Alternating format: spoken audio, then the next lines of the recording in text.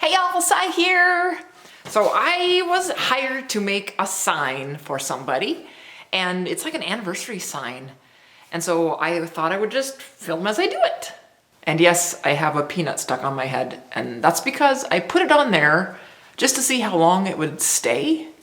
And it's staying a long time. Anyway, let's get started on the sign. So a friend of mine had me make a sign for her sister and her anniversary. And I finished that sign, and it was at my friend's house, and her friend came over and saw the sign and said, "Where did you get that?" So that's how come I'm making this lady a sign that I've never met. Anyway, I sent her a few different designs, and they were very similar to what the other sign was like. And then I sent her a lasered design, and she liked that one best. So here it is. See if I can zoom in on there for you. Can you see that? So how it will be is it'll be a circle, and this M will be wood and a C, and then their names will be lasered on the piece of wood. So since the M and the C are going to be cut out, I thought I would just use the laser and laser it onto the wood and then cut it out. I didn't get any footage of the actual piece of wood I used, so I put this piece in here just to demonstrate what I did. I used the laser to draw out the M and the C, and then I was able to cut that out with a scroll saw.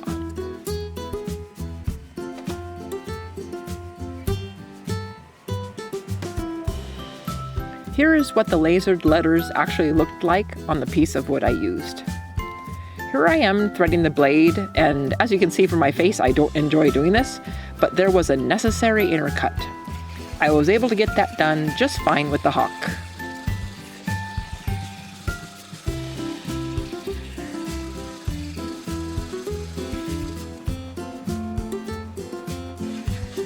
Then I moved to the C, and I cut that out, but then realized I had another intercut on the M. I know I can use the quick release clamp on the Hegner, but for some reason I just don't care for it. I love my Hegner, but not for intercuts. So all the intercuts I do them on the hawk.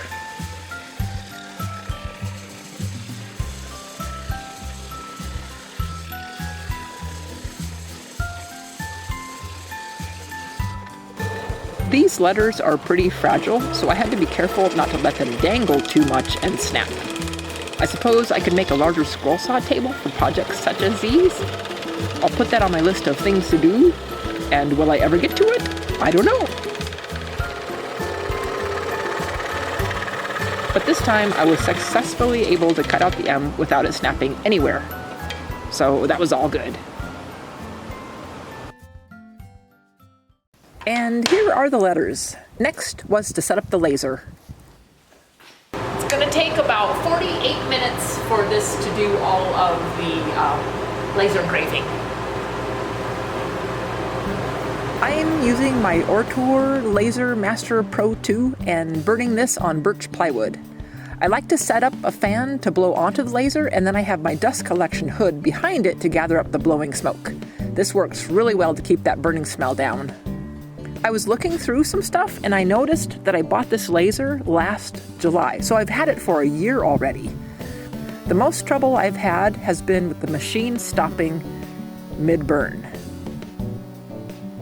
So I discovered that my antivirus software was causing this, and every time the virus software would have a pop-up, it would stop my computer from communicating with the laser. And for some reason, the antivirus software kept having pop-ups saying things like, "Are you having a good day? Try this new part of our software." Or, "Make sure your software is checking this or checking that." And none of them were things saying, "Hey, we just stopped a virus from entering your computer." So anyway, I had to remove it so my laser wouldn't get it interrupted. But then I also discovered that I had to ground the machine to the metal legs of the table because that was also causing it to stop working. And the last problem I've had is the emergency stop button. Apparently, it's very easy to engage the stop button, and I've accidentally done that without knowing it. And when that's engaged, then the machine won't do anything except blink and tell me there's an error. So finally, I took the thing apart and found that there's a stripped plastic nut and the button is loose. So now I just need to figure out where to buy another one to replace it.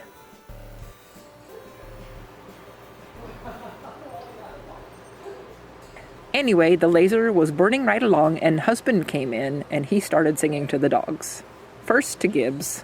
Oh, where has my Gibbs gone? Oh, where has he gone? Oh, where has my Gibbs gone? Oh, where has he gone? Oh! Wally, come here. Now it's Wally's turn again. And then Wally. Oh, where has my And then Wally joined in too.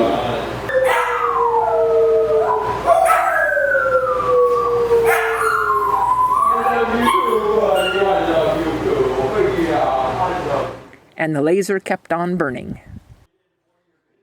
I didn't sing to the puppies, but I did a little dancing with Wally. He joined me with his tail wag, but it actually looks like he may be wondering what in the world I was doing. Anyway, I enjoyed it.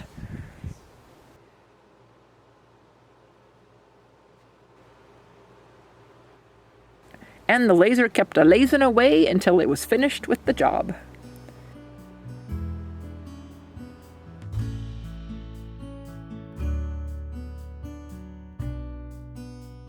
Then I removed it and used a circle jig to make a circle. I tried to make a circle with the laser, but it just wouldn't do it. I think it was too close to the border of the laser or something like that. But it's just another thing I haven't learned in the year that I've had the thing. Anyway, this jig has a sharp tip and I didn't want to put a hole in the center of the piece of wood, so I put a small felt furniture pad on the sharp center point. I was afraid it would slide all over the place, but it actually worked pretty well, and I was able to mark the circle size I needed. Okay, this made some of that overburning. I guess because the letters were smaller, maybe? Because it was the same setting for this, and that's fine, but I'm going to use some vinegar water to try to get rid of that burn. This should work. It should work. That's right, Wally. This trick worked okay, but some of the soot got pushed off of the letters and rubbed into the wood. I haven't had this problem before using this vinegar technique, so I just need to be more careful, maybe.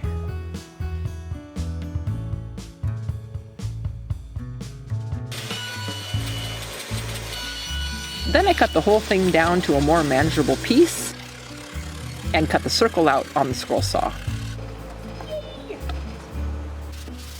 And I sanded the edges to smooth them up and also sanded the face some.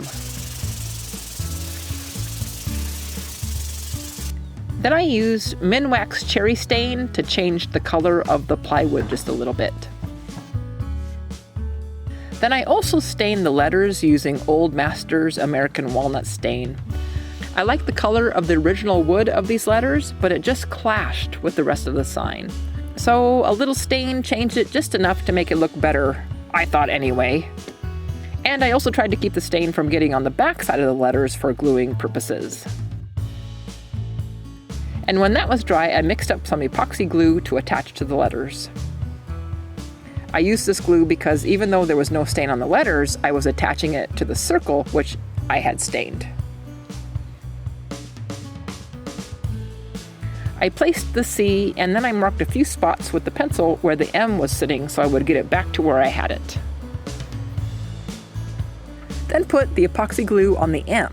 I used a little stiff brush this time, and I tell you what, this epoxy glue is difficult to use when placing it on a thin area like this. But once I finally got it on there, it held the letters great.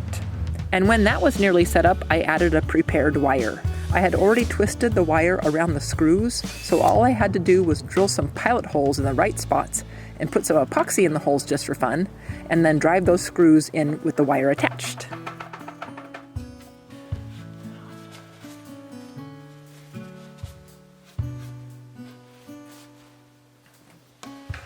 And on the front side again, when the epoxy was nearly like rubber, I removed any excess squeeze out.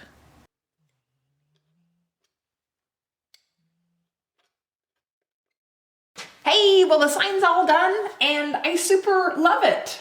I love how it turned out with the lasering and then the letters on the top of it. Yeah, nice.